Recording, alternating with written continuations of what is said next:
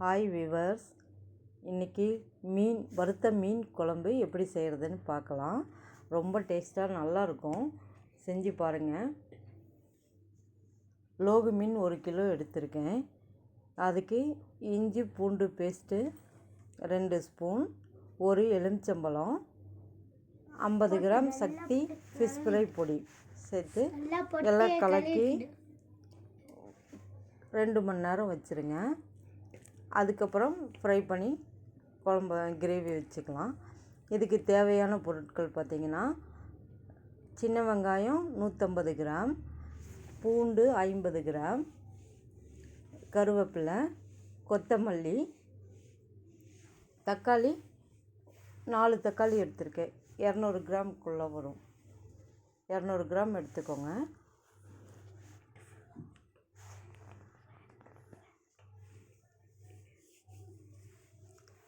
மிளகாத்தூள் 2 ஸ்பூன், தனியா மல்லித்தூள் 1 ஸ்பூன், மஞ்சத்தூள். இதுக்கு தேங்காய் அரை மூடி, சீரகம் 1 ஸ்பூன். அது தேங்காயும் சீரகமும் அரைச்சிக்கணும், நல்லா நைஸாக அரைச்சிக்கணும்.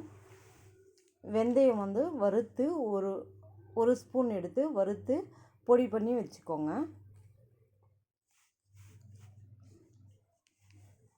தேவையான எண்ணெய் சேர்த்துக்கோங்க. நான் 4 ஸ்பூன் எண்ணெய் சேர்த்துருக்கேன், கடலெண்ணெய். வெங்காயம், பூண்டு, கருவேப்பிலை சேர்த்து நல்லா வணக்குங்க.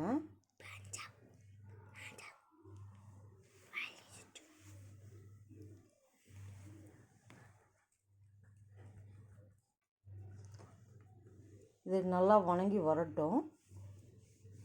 50 கிராம் புளி கரைச்சி வச்சுக்கோங்க. இப்போ நல்லா வணங்கி வந்துருச்சு.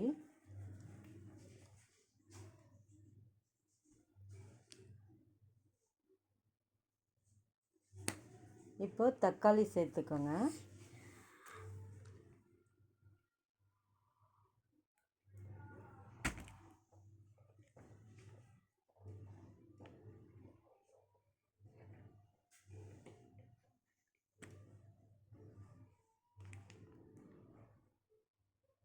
இதோட மிளகாத்தூள், தனியாத்தூள், மஞ்சத்தூள் 3 சேர்த்துக்கோங்க.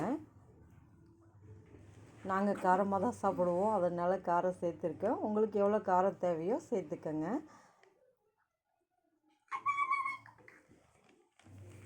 இன்னும் இது நல்லா வணங்கட்டும்.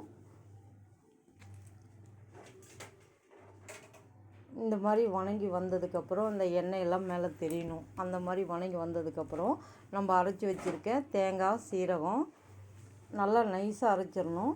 அதை இதோடு சேர்த்துட்டு நல்லா வணக்கி விடுங்க. அதுவும் எண்ணெய் பிரிஞ்சு மேலே வர அளவுக்கு நல்லா வேகட்டும். அப்போ தான் அந்த பச்சை ஸ்மெல் எதுவும் இருக்காது, நல்லாயிருக்கும்.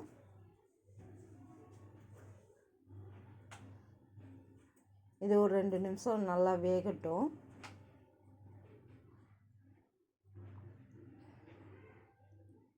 நல்லா வந்துருச்சு பாருங்கள், எண்ணெய்லாம் மேலே தெரியுது. இந்த டைமில் நம்ம கரைச்சி வச்சுருக்க புளி தண்ணி சேர்த்துடணும். 50 கிராம் புளி எடுத்திருக்கேன். இதுக்கு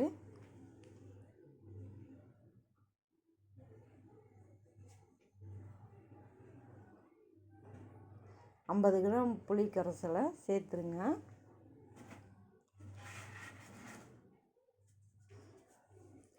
இப்போ உப்பு சேர்த்து கொதிக்க விடுங்க. ஒரு 15 நிமிஷத்துலேருந்து 20 நிமிஷம் வரையிலும் கொதிக்க விடணும் நல்லா. அப்போ தான் அந்த பச்சை ஸ்மெல்லாம் போய் எண்ணெய்லாம் மேலே வரும்,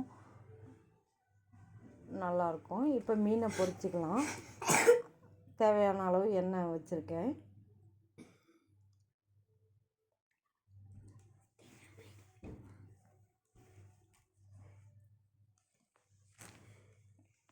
எண்ணெய் நல்லா காஞ்சி வரட்டும். இந்த குழம்பு ரொம்ப டேஸ்ட்டாக இருக்கும், செஞ்சு பாருங்கள்.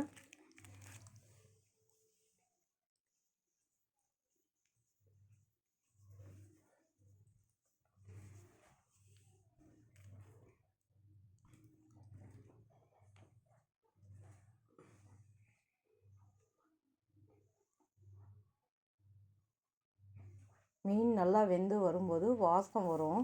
அந்த வாசம் வரும்போது அது வெந்துருச்சுன்னு தெரிஞ்சிடும். அப்போ எடுத்துருங்க.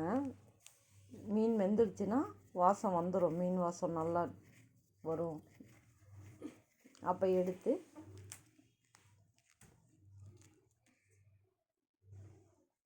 இந்த குழம்பு ரொம்ப டேஸ்ட்டாக இருக்கும். நீங்கள் சமைச்சு பாருங்கள். பார்த்துட்டு எனக்கு லைக் பண்ணுங்கள், கமெண்ட் பண்ணுங்கள், சப்ஸ்கிரைப் பண்ணிக்கோங்க. உங்களுக்கு தெரிஞ்சவர்களுக்கு நண்பர்களுக்கெல்லாம் ஷேர் பண்ணுங்கள்.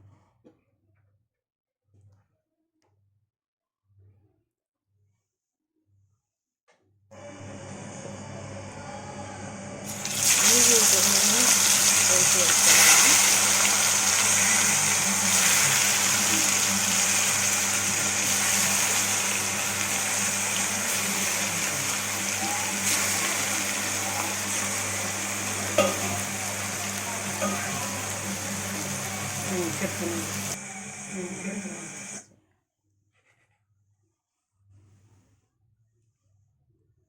இது மட்டும் அந்த சவுண்டு கேட்கணுங்கிறதுக்காக வச்சேன். பொரிக்கிற சத்தம் நல்லாயிருக்கும்.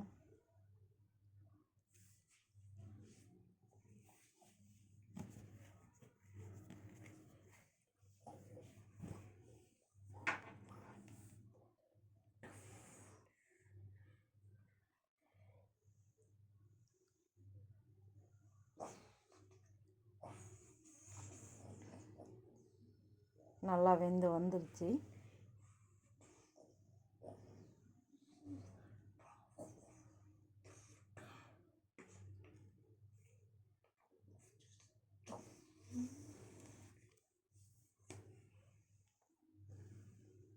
சுட சுட மீன் தயார்.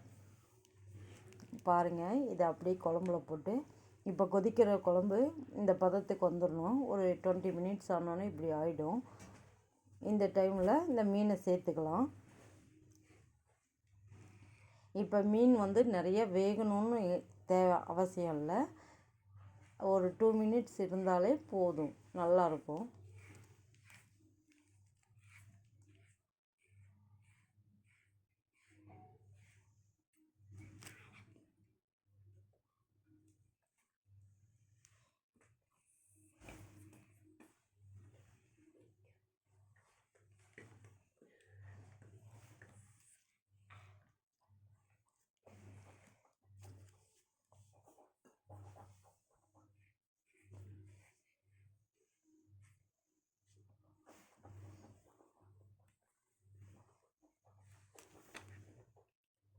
இந்த மீன் வாசம் ரொம்ப நல்லாயிருக்கும்.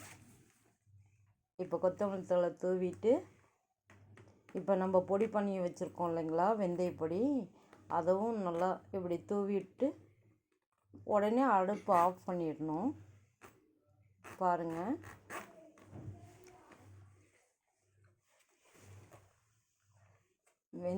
வெந்தயம் வறுத்து பொடி பண்ணணும்.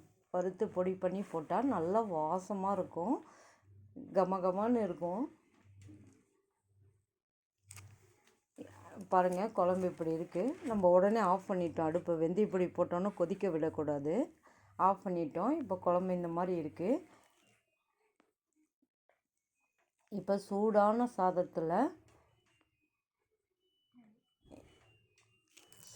சாதம் வச்சு இந்த சாப்பாடு சாப்பிட்டா ரொம்ப டேஸ்ட்டாக இருக்கும். இந்த குழம்பு போட்டு பாருங்கள், சாப்பாடு சுட சுட இருக்குது.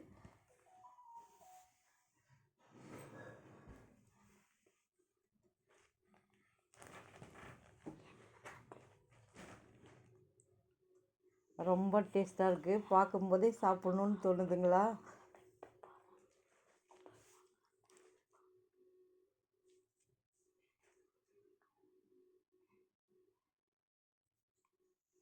பொரிச்ச மீன் வச்சுருக்கேன், சாப்பிடுங்க.